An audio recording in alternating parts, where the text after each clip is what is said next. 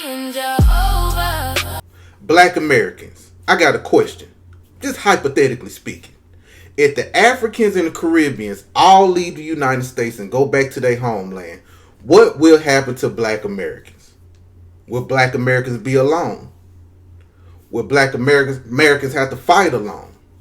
Will Black Americans get oppressed? Will Black Americans be harassed?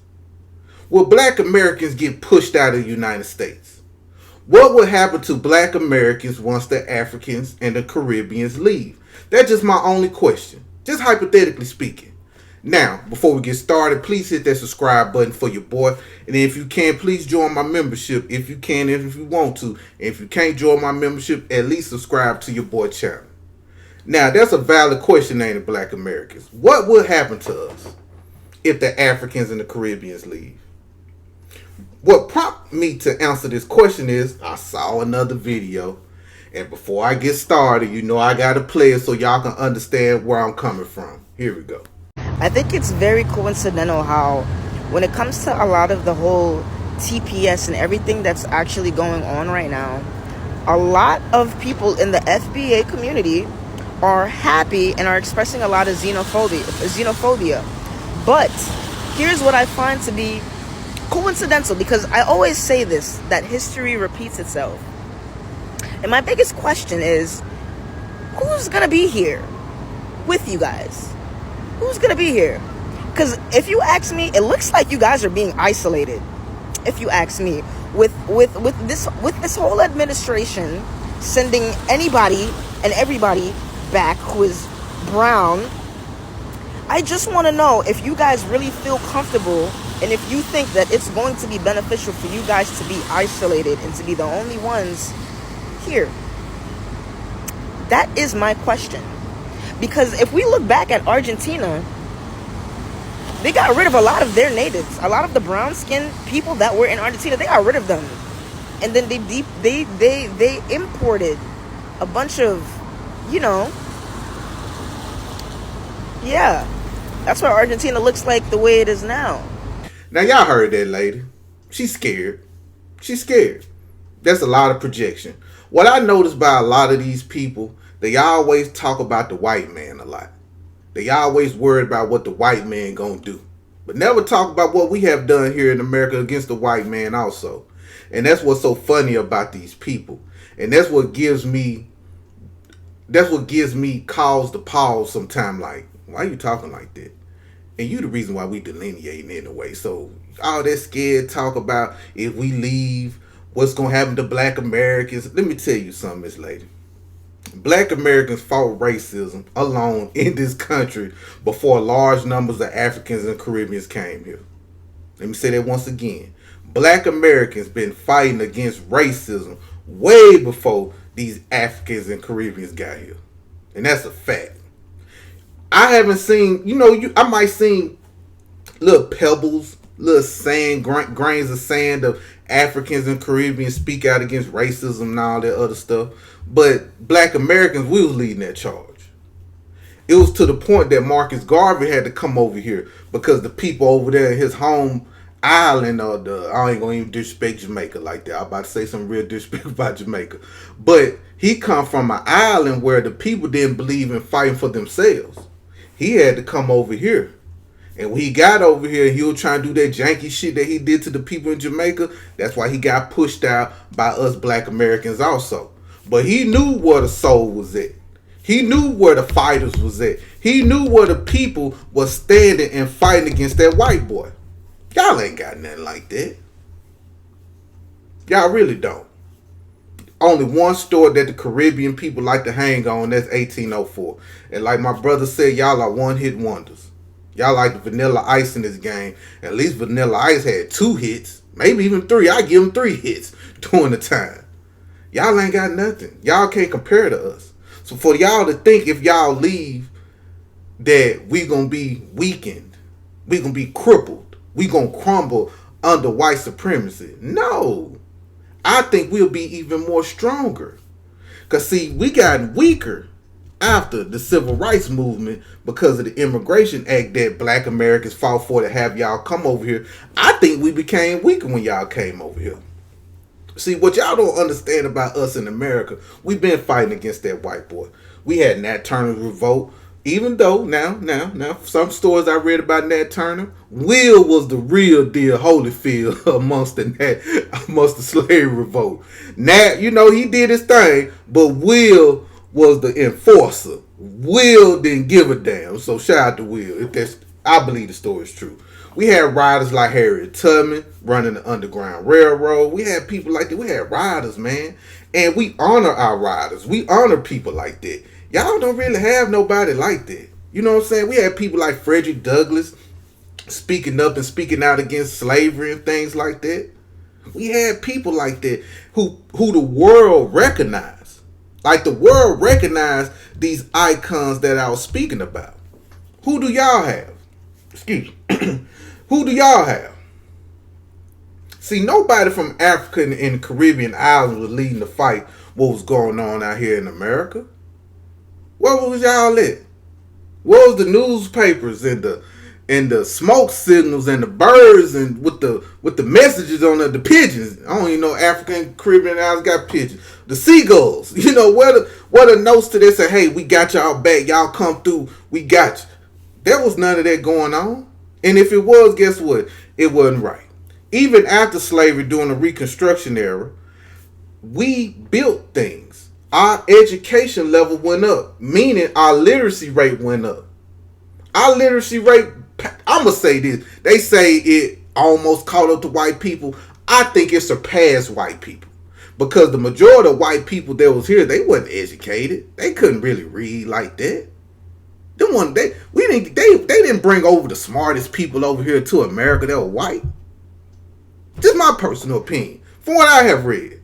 It's too many stories that I have read about the Europeans and stuff, or them Ellis Island people and stuff that come over here and how uneducated they was, how they couldn't read, how they didn't know how to cultivate land, how they didn't know how to read directions. And you want me to believe that we kind of caught up? Now I think we surpassed them during the Reconstruction era. That's just my personal opinion. And during that time, during the Reconstruction era, we were still fighting against the Klan. Even after the era, we were fighting against the Klan. Jim Crow era, we had sisters like Ida B. Wells, a black American sister who risked her life talking about and exposing the lynchings in the South. Excuse me.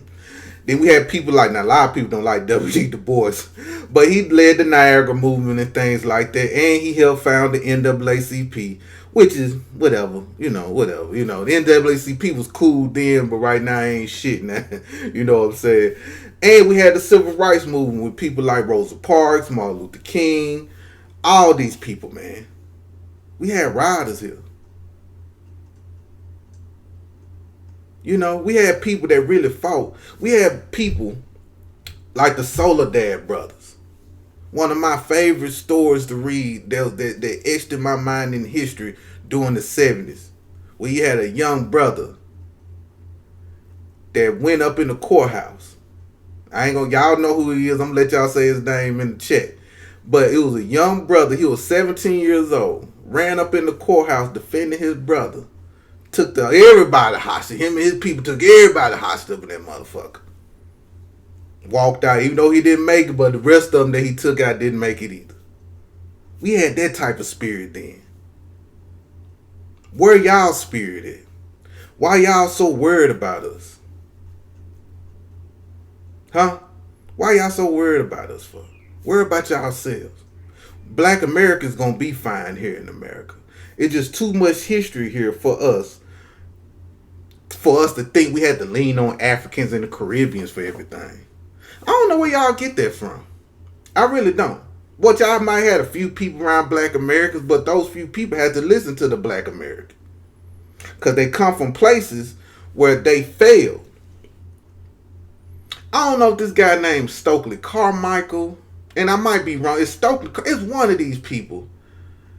But they was a part of the movement here in Black America, during the civil rights when we were fighting against white supremacy and stuff. And I might got the name wrong because I'm flowing off the top of my head. But I want to say Stokely Carmichael fled and went back to Africa. Was he the one that fled and went back to Africa when the pressure got hot? I think when after Martin Luther King got unalive and things was happening, then he go back to Africa. Then he get scared. Then he tuck his tail and dip. Was that him? If it's not, please place the name in the chat for me. And if that's the name, put it in the chat. That's what I'm talking about. Y'all ain't got no riders like us. You gotta think, man. The FBI came for Black America. The KKK came for Black America. The immigrants that come over here came out to Black America. And we still doing better than y'all. We still moving and grooving better than y'all. Throughout all the obstacles, throughout all the things that was thrown at us, we still gonna fight. So yes, we will be fine. Matter of fact, once y'all leave, just like I said earlier, we will even fight even harder because now we ain't gotta deal with the person that's the buffer. So y'all the buffer, y'all in the way of us getting to the white boy.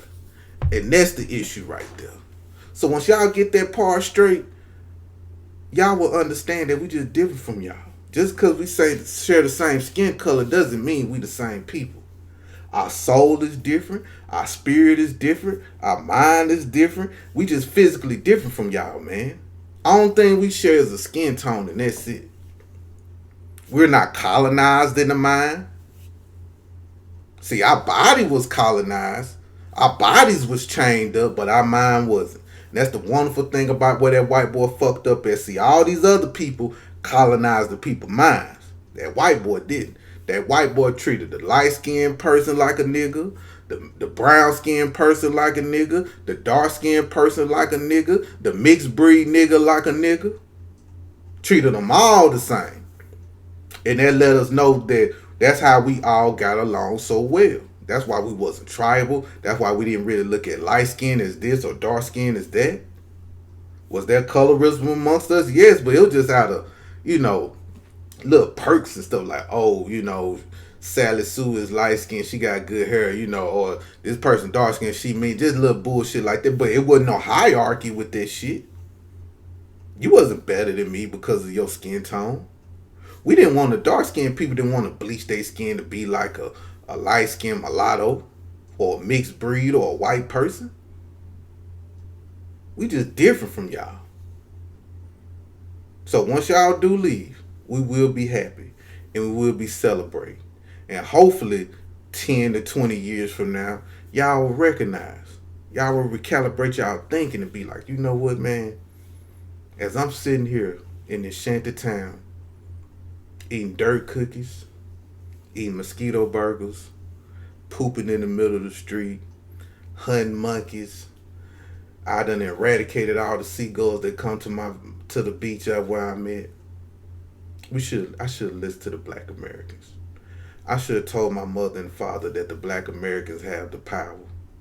And we should have linked up with them or just stayed out their way. Cause look at me now. Look at me. I remember having toilets in America. I remember I used to flush. I remember I had faucets where it had C and H on there. I remember when I first moved to America, I didn't know what the C and the H stand for on a faucet. Until I learned the C stand for cold and the H stand for hot. Now I just don't have nothing but dirt water to bathe in. Dirt water to wash my clothes in. Dirt water to drink. Dirt water my kids gotta swim in a poo-poo ditch. As for fun. I used to be in the pool in my apartment complex. All because I thought I was better than a Black American. That part of life gotta suck. It do, man. I know it suck. Cause even for me, sometimes I look back on things. Wish I could have handled things better. Wish I could have did better. Wish I could have made a better decision. Wish I could have took that opportunity.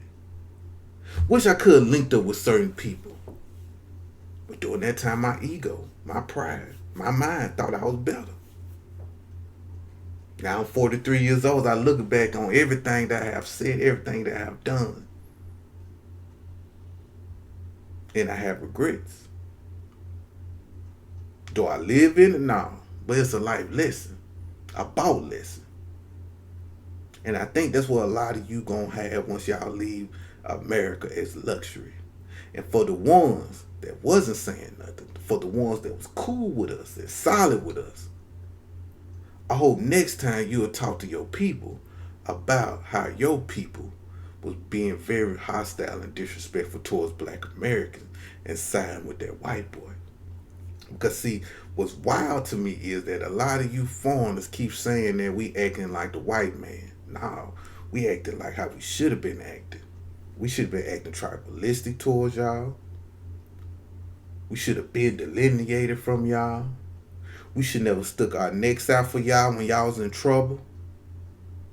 That's what we should have did. We should have minded our own business just like y'all do when y'all come over here. That's what we should have did. But we didn't. Because we got a different spirit, a different moral compass than all from any group of people you want to name. The African, the Asian, the Haitian, the Caribbean, the African, the Mexican, the whoever you want to name. We just got a different moral compass than y'all. We got a soul. See, in life, man, things do come full circle, just like that lady said. And it's coming full circle back to y'all, where y'all gotta go back to poverty, struggle, and whatever else. Cause see, we know how to deal with racism. We not scared of racism. That ain't nothing. We used to it. We used to getting harassed by law enforcement. And guess what? Let me put this out. Not every black person get harassed by police. There are a lot of black people that just don't get harassed by the police. That's the funny thing. But the ones that do, it is what it is. We will be okay. We will be fine alone.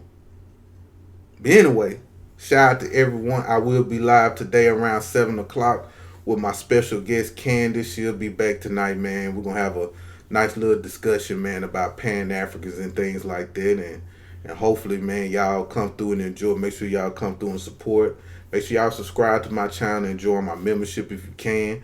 But if you can't, like I always say, just subscribe to my channel and they'll help me out. But anyway, peace out to everyone, and I love you.